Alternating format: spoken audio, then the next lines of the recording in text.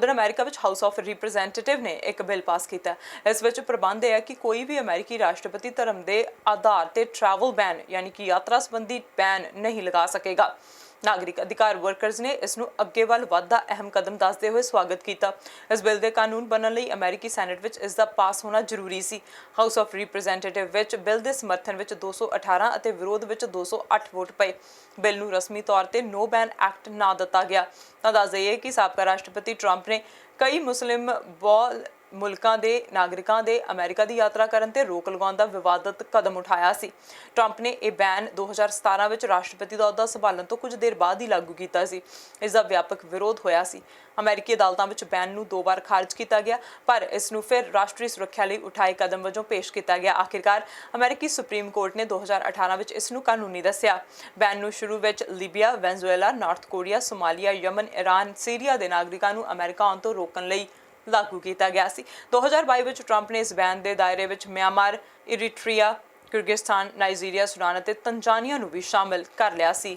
On this vote, the yeas are 218, the nays are 208. The bill is passed. With that objection, a motion to reconsider is laid upon the table. NASA ते Elon Musk दी rocket company space x ने 4 नवे पुलाड़ यात्रियों को शुक्रवार को international space centre ਲਈ भेजा। Space centre ते अमला 1 ਦੇ ਮੈਂਬਰ ਪਹਿਲਾਂ ਤੋਂ ਹੀ ਕੰਮ ਕਰ ਰਹੇ ਹਨ।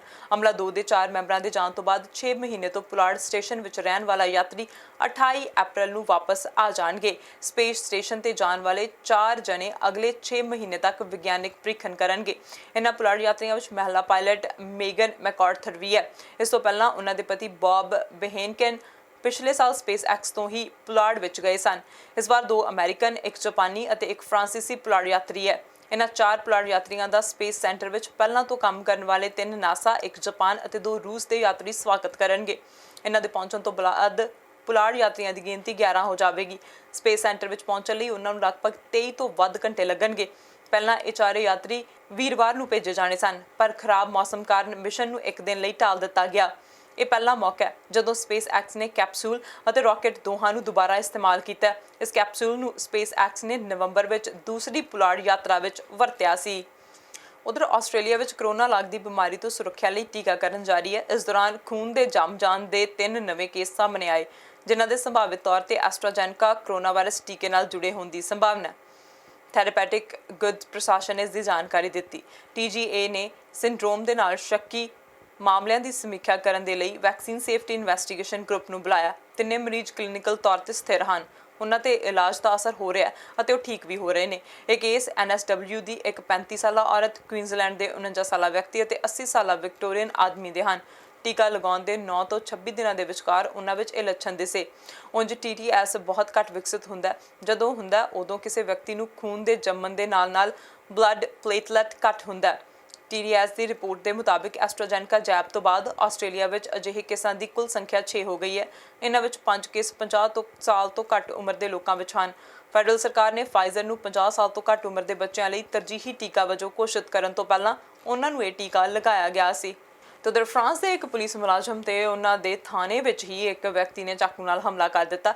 इस तो बाद पुलिस मुलाजम ने हमलावर नूं घेर लिया ते उसनूं गोली मार दी, जिस कारण उसकी मौके ते ही मौत हो गई। यह घटना मशहूर इतिहासिक रामबुआडा शहर नेड़े शुक्रवार नूं वापरी। यह हमला रामबुआड शहर के एक शांत रिहायशी खेतर में मौजूद पुलिस स्टेशन के ठीक अंदर पेरिस के साउथ वैसट इलाके में होया। इस पुलिस स्टेशन नूं कदे कदे अंतरराष्ट्रीय शांति गलबात लई भी इस्तेमाल किया जाता है। हमलावर की पछाण हमले का मकसद अजे तक नहीं पता चल पाया। उन्होंने दस्सिया कि हमलावर का शिकार बने पुलिस मुलाजम की उम्र 49 साल सी। वो पुलिस स्टेशन में प्रबंधकी काम देखता सी। अधिकारी इस गल की जांच कर रहे हैं कि इस घटना के पिछे कोई अतवादी लिंक है या नहीं। प्रधानमंत्री ने भी यही कहा कि कोई अतवादी घटना हो सकती है। उत्थे ही अतवादी रोकू मुकदमा दफ्तर ने कहा, हालांकि अजे तक इस तथ्य जांच में शामिल नहीं किया गया। उधर लीबिया के तट नेड़े भूमध सागर में एक बेड़ा डुब्बन कारण 100 तो वध प्रवासियों की मौत हो जाने का खदशा है, जो यूरोप जाने की कोशिश कर रहे सन। गैर सरकारी संगठन ने लंघी रात दस्सिया कि रबड़ की बेड़ी का मलबा समुद्र विचों मिलिया। बेड़ी में तकरीबन 130 लोगों के सवार होने की सूचना सी। उन्होंने कहा कि मौके तो कोई भी व्यक्ति जिउंदा नहीं मिलिया। मलबे नेड़े घट तो घट 10 लाशां मिलियां। ਤੇ ਗਲੋਬਲ ਪੱਧਰ ਤੇ ਫੈਲੀ ਕਰੋਨਾ ਲਾਗ ਦੀ ਬਿਮਾਰੀ ਦਾ ਕਹਿਰ ਜਾਰੀ ਹੈ।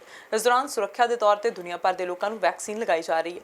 ਵੈਕਸੀਨ ਵੰਡ ਵਿੱਚ ਦੇਸ਼ ਇੱਕ ਦੂਜੇ ਦੀ ਮਦਦ ਕਰ ਰਹੇ ਨੇ। ਇਸ ਦੇ ਤਹਿਤ ਹੀ ਵਾਤਾਵਰਣ ਨੂੰ ਹਰਿਆਲੀ ਭਰਪੂਰ ਰੱਖਣ ਅਤੇ ਮਨੁੱਖੀ ਅਧਿਕਾਰਾਂ ਦੀ ਰੱਖਿਆ ਲਈ ਛੋਟੀ ਉਮਰ ਵਿੱਚ ਕ੍ਰਾਂਤੀਕਾਰੀ ਬਣੀ ਗ੍ਰੇਟਾ ਥਨਬਰਗ ਨੇ ਕੋਵਿਡ ਵੈਕਸੀਨ ਲੋੜਵੰਦਾਂ ਲਈ 1 ਲੱਖ ਯੂਰੋ ਦੇਣ ਦਾ ਐਲਾਨ ਕੀਤਾ।